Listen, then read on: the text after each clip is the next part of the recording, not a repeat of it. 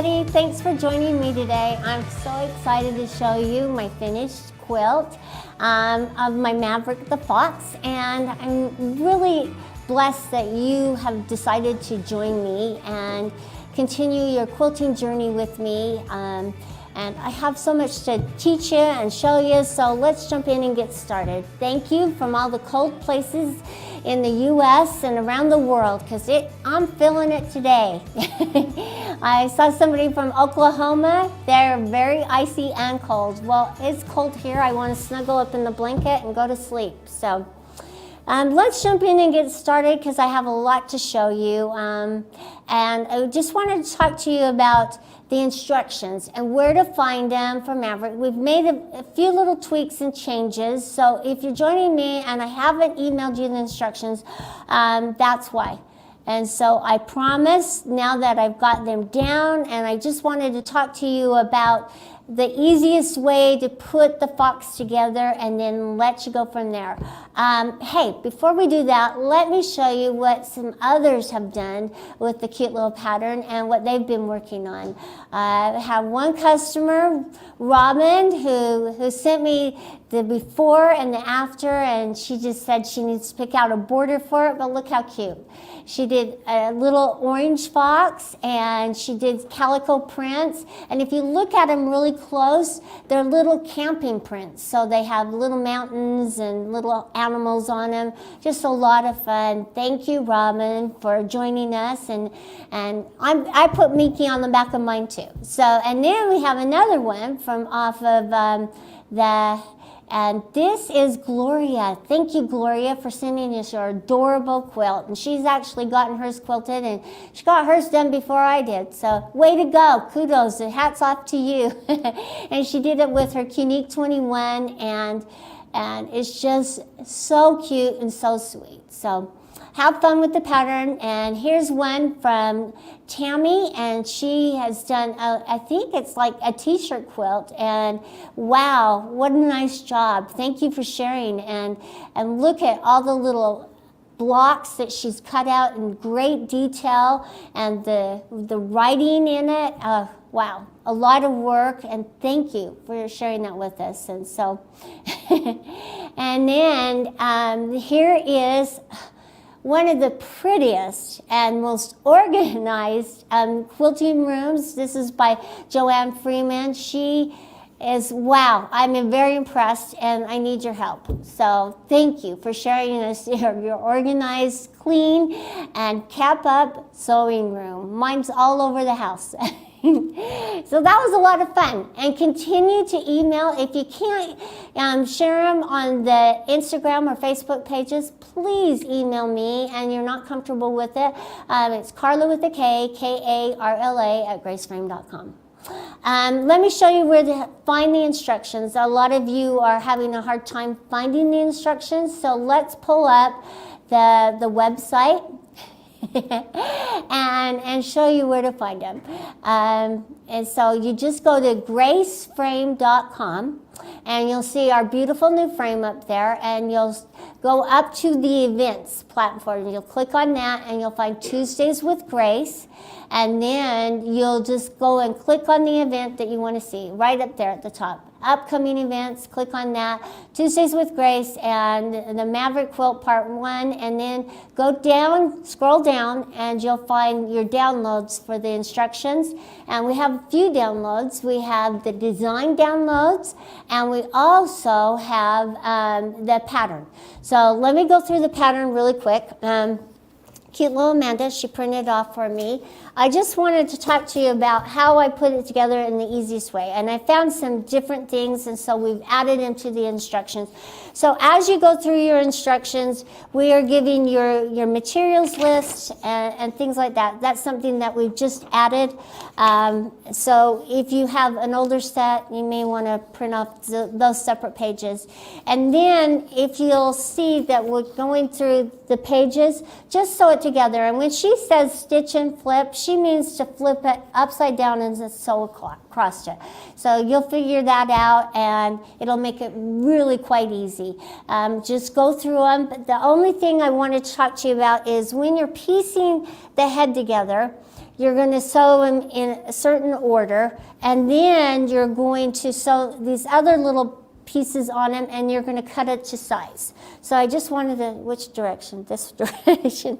All right, I'll put it right here. There we go. So I'll pull it back just a little bit. Okay, so it's a little better so you can see it. And so what you're going to do is you're going to sew all of these pieces together, and then you're going to sew this piece together, okay? And then you're going to sew the two together just like the instructions show you, just like this page here, right there, just like that page. There we go. And that's how you'll sew it together. So rather than these being down, you'll lift them up and you'll put them up on top of the blue and sew across that edge and that edge. That was the only little thing, and I think that wasn't really quite as clear as it needed to be. And then there was one more thing on the tail that I wanted to point out that I learned that I felt like was really important, and that was not using a template and just cutting out a 10 by 10 inch block for this piece right here on the tail. And so that will make that much easier. Everything goes together really nice. I've done this about 4 times now, and it really went together. Very simple, very easy, and it probably would take you, probably after you get everything all cut out, maybe just 20 minutes to sew up the fox itself, and then adding the strips to it. So you can have this done really quite quickly. I like the little strips that we added to it. I think it makes it a fun, simple little baby quilt that highlights the fox. So you do you and make it your style and how you want to do it. I just want to see you make the pattern. It's kind of pulling those little extra things out of you that you need to kind of grow as a quilter. Figuring out instructions is one of my favorite things to do. So yeah, join and do it. And I want to see it, and so make sure that you're emailing us or you're using the hashtag on Facebook or Twitter or Instagram. It's Facebook and Instagram, not Twitter, is it? Or is it Twitter too? Okay, so let's do post questions on Facebook and Instagram. So it's not Twitter. You go at Grace Company Quilting, and then you're going to type in the hashtag and use TWG January to share your progress, and then you're going to do hashtag TWGQA to ask questions, and we really want to encourage you to ask lots of questions. Okay, so that being said, let's jump in and talk to you about how I quilted the quilt. I'm going to hold it up so that you can see what I did and how I quilted it. So isn't that fun? He's done. And let me turn him over. I'll show you. I used Minky on the back, and you can see the designs. Now I haven't gotten all the threads cut off, so don't be too picky when you're looking at it. But that's really fun. It turned out pretty cute. And the reason I used this style of Minky, it reminded me of fox fur or cat fur or whatever, then petting it, and I thought it'd be really soft and very comfortable for a little baby maverick. And notice that I did a lot of free motion. I feel like this was one of those quilts that I was able to do a lot of free motion. And my chair's stuck, so okay. There we go. And I wanted to talk to you about what I did. So one thing I did is I practiced my stitching in the ditch without the Wonderfoot. I feel like practicing on quilts that you can helps you gain more control as you're quilting. And so I really encourage you to try new ways to quilt and not use a lot of aids, because it really does help you learn better control and movements as you're quilting. Now, some things I would change: I probably wouldn't use a double layer of batting. I did because I wanted to look kind of fluffy and sweet and lofty is what I wanted it to look like. I think one layer with the Minky would have been sufficed just fine. And with the Minky, it has some Minkies. I'm not going to say all of them. It has a little stretch and a little give. So as you're rolling it, if you roll it too much, you can get a little puckery. And notice it is a little puckery, but it's going to be okay for a little baby. And they're going to snuggle under it, and it's going to be washed and loved, and so that's just fine with me. I'm not going to go back and undo anything because I'm really happy with how it turned out. And now I worked on a border. Let me start with the border and how I came up with it, okay? So we're going to start up here on the border. And a reason I did circles instead of, I was thinking foxtails to start with. So I was going to come up to a point and come back down and fill it in with little swirls. I just didn't like it in the border. So I changed it to be just circles, and they're up, downs, and I did 3 little loops in it, and it made it really quick and easy going across. The only thing you have to remember, there's one that's going the same direction. There's a couple, and I'm not even going to tell you what side because it doesn't matter. You know, there are little things like that that I wouldn't go and unpick because I'd have to unpick the whole side to make it work out evenly, and it's just not that important. If we're going to be that picky on things at times, we shouldn't be quilting sometimes because nothing's ever going to be totally perfect until we ourselves are perfect. So let me talk to you about the star and how I quilted the star. I did a figure 8 design, and I probably wouldn't do that again. I think it gives it too much texture, but you know, you do you, I did me. And I did this little circle in here to kind of mimic what I did in the border. So I kind of carrying it along, and I did these on the outside. So I made them point to the outside rather than coming into the inside because it worked better with my triangles. So that's how I did the star. Now I wanted to talk to you about the star on the pattern. There's 2 different angles that you're working with on the star and sewing pieces to it. So let's talk about, we have the it's kind of a wonky diamond shape. It's not an exact diamond. So you have a long side and you have a short side that you're sewing to. So you're sewing the white triangle using the short edge, see right there, and you're sewing the gray triangle on the long edge of the triangles. And that will really help you sew this star together. It will come together really quick and really easy, okay? So on that, and just watch that because that can be a little tricky. And you have a right and a left side, so make sure that you're mirroring each other. If you're using a print, you'll really want to be careful on your left and your right because on prints you have a right side to the fabric and a wrong side to the fabric. So make sure that you're doing a left and a right side. On the solids, it doesn't matter because you can flip it either way. So on those prints, if you're using the prints, just be really careful. All right, let's talk about, here's my little maverick right here. Oh, a question, good. We like questions. What fabric will you be binding? I'm going to do it in the Sminky. The Sminky fabric, I'm going to go all the way around it and then sew around it, and that way I can just use my sewing machine all the way around. Good question. Is the Minky fabric easy to use? Yes. Some of it's easier than others. It just makes it a little heavier and a little more dense as you're sewing, and some give it a little more stretch. So I probably pulled this a little tighter than I should have as I was rolling it. I probably shouldn't have rolled it quite as tight as I did, but I have a lot to learn as well. So learn from me. If your Minky has a little more stretch and a little more give, to really try to work with not rolling your fabric quite so tight. Me doing that caused a little more puckering right here on the strips going across, and so just beware of that. Now there are some Minkies that have a nice backing to it and it doesn't have much stretch or give. Those you can probably pull a little bit more and they're not going to make it pucker quite so much. So just beware of the stretching on the Minky. I think it'll be really fun, and we'll take a picture of the totally finished project so that you can see what I've done and how I bound it.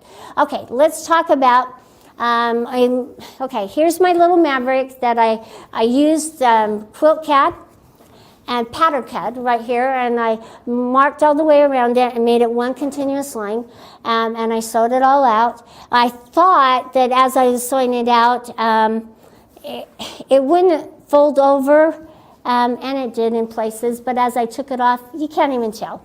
Okay, so let's talk about little Foxy here.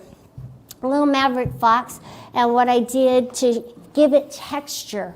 It was really fun to do, and I really encourage you not to use the automation all the time, and try the free motion quilting and try different designs.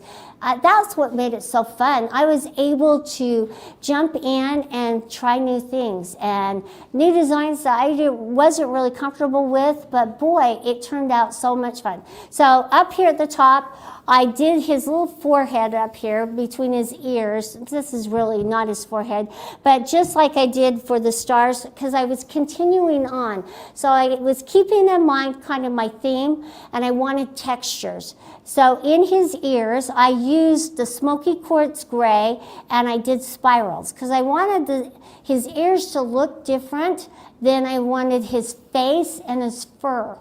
And now going to his face, I thought, well, let's play with a little bit more textures and little wavy lines. And so his forehead here is a different color altogether. So I kind of stayed with the colors, using each color as a different filler or texture.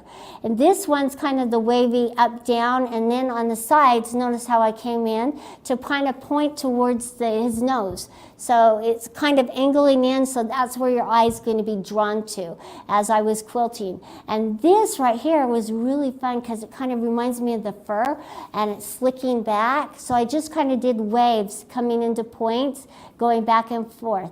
With his eyes, I wasn't going to do anything in his eyes, and then Madison and I talked about it, and we thought we should probably do the spirals. So I went and did the spirals, but notice I left his eyes and his nose not even touched, because they're small enough that they pop, and that's what we wanted. And I did the eyes with the spiral, and also this little front chest. His chest hairs are spirals. And Madison's over there laughing at me. But anyway, his chest hairs and his side hairs. And notice that I went in and I really had a lot of fun doing this design here. And I did the same kind of wavy design on his legs and his tail. And notice that all the white are spirals, and all the medium blues are kind of the waves, and then, no, that's the darker blue. We'll call that the darker blue, and then the medium blue is the coming into a point, kind of like little fire, flames coming up. So that was so much fun, and I really encourage you to try it, draw it out, figure out what you want to do, then be brave, go to the machine, and just have fun, let loose. And I think the reason it turned out so well is I was really relaxed as I was doing, and I had a lot of confidence in my abilities. And I know that we're not all at the same stage, but I just really encourage you to try something new. Don't do the same thing over and over and over again. It's really important to grow as a quilter, so try something that's a little harder for you to do and work outside that box. Okay, well, anyway, that's the quilt, and it was a lot of fun, and I hope that all of you will really try it and work on it. Let's talk about threads really quick, and then I'm going to go to questions. I used white. The white was the only color that I really changed, and I was thinking I might use this blue all over it. But then I started using the gray that I was using on the gray parts, and I just thought, hey, it matches. So this smoky quartz, I dig it, man, because it almost kind of makes the colors, it absorbs the colors, and it just really gives it that little wow factor, and it kind of looks like little fur and stuff. So I didn't even change it, only these two. I did the white, and then the smoky quartz is everything else. And so just be careful with your threads. There was a question out there about that she was using our finesse threads and it seemed to be breaking, especially the variegated. Try a size 18 needle. We started out saying that the 50 weight thread needed a size 16 needle. Actually, we found that our finesse thread really works so much better with a size 18. It has a little more stretch and a little more give. Now, the solids are really good, solid threads. They don't have any more dyes with them. The variegateds, I don't care what company you purchase it from, they have a tendency, because they have different inks going through them, tendency to break maybe a little easier. And so going to a larger size needle, if you're having some thread breakage, will really help you. And now you might want to change your stitches per inch as well, and maybe make it a little longer stitch so there's not quite as much pull and tug. And threads can be really particular at times, and other times, man, you can find that one that works really well. So I love the variegateds too. I use them all the time. So don't be afraid to try the variegateds. Don't be afraid to try something different on your quilt. Try it out before you start quilting on your quilt on a little piece of fabric on the edge. So always have a little scrap that you're using on your quilt so you can see what it turns out like before you jump in and go hog wild and then stand back and say, oh my gosh, why did I use that color? No, don't do that, okay? So any other questions that anybody has? Oh, good. Okay, so what are the advantages of traditional piecing versus paper piecing for the fox? There really isn't. You can use either or. I was just finding that it was easier for me on some of the parts to make it line up a little better than, and I sometimes on the paper piecing I get a little tired of flipping it over and cutting, and so it was just easier for me to cut out all the little blocks. So you do you. If you like to paper piece, be my guest and paper piece, because absolutely you could. So that was the only reason why. I just wanted to try something different and piecing it together, and that was probably because I knew I could make it into a paper piece, but I just wanted to reach inside me and make me work a little harder to come up with a pattern like you're using on for a dress or something like that. So there are a lot of patterns out there, but that was the reason why. Okay, good question. Any others? Oh, good. You guys are great today. How do you make your lines match up when piecing the quilt? Mine always mismatch, and they never come out as crisp as I would like them to. And that's a good question. I'm not always good at it, and I do a lot of unpicking to try and make them. Now, they matched up before I started quilting, but as I was picking and pulling, some of them kind of got off because of the stretch on the backing. And so I will just work with putting the seams. Now, a lot of quilters out there are now into opening up their seams and ironing them. And when you open up the seams, you don't have that direct marking to pushing it to one side or the other, so you can line it up quite as easy. And so my suggestion would be, don't open up the seams yet. And after you're done pinning and sewing, then open up as many seams as you can and start placing them down on your quilt. That should make it a little easier. I will always tend to put one seam one direction and one seam another direction. So as I'm piecing together, when I'm trying to line them up, I will pin. I always fold and mark the center. So on this piece right here, notice it's not totally perfect, but I got it better. I will fold it so I can find the center of it, and then I will make my lines match up. So I found the center on the nose, and so I will make my center folds match up as I'm pinning. That really helps me as well, is finding the center, even if it's a triangle as I'm going across the quilt. I will always fold and find the centers and pin them together and then start pinning from the center out. I'm a big proponent of pinning from the center out because it really helps you make your ends meet, and if you have a little extra that you need to pull and tweak to make it match up, that's a really good way to do it. And I'll show you some more as we're moving along. But I had one question I wanted to talk to you about that I thought was kind of important. Why I didn't use the channel locks to go across the quilt, and why I just stitched in the ditch. And the reason is because I knew the quilt was not going to roll straight. And with the channel locks, they will lock you in place as you're moving across the quilt. So if it's on at an angle, you're going to have a sewing line that's at an angle, and that's why I didn't use the channel locks on this. I wanted you to understand and know that they are great and wonderful, and I use them all the time, but not in this instance, because it would have, my sewing lines would have been not straight, and you would have really noticed that going down the quilt. Any other questions that we have? Okay, well, I'm really excited for February because we have a really fun project that we're going to present to you. And all three of us, Amanda, Madison, and I, are each working on our own, and we're going to get really emotional, okay? And we're working on emoji pillows.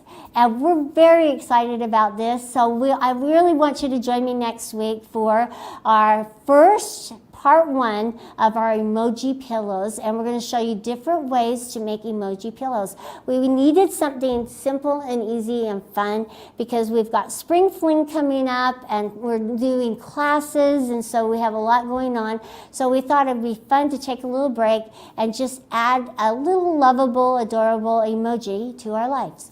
So join me next week for February, and we will jump in and show you several different ways, and we hope that you take these cute emojis and do what you can do, see what you can do with them, and have a lot of fun. Oh, and Tammy, she says she can't wait to see what we all come up with, and we're really excited too. We have already started creating, and Madison, she's so excited about her emoji. It turned out so stinking cute. And so join me next week, and we'll get very emotional. We'll see ya. Bye-bye.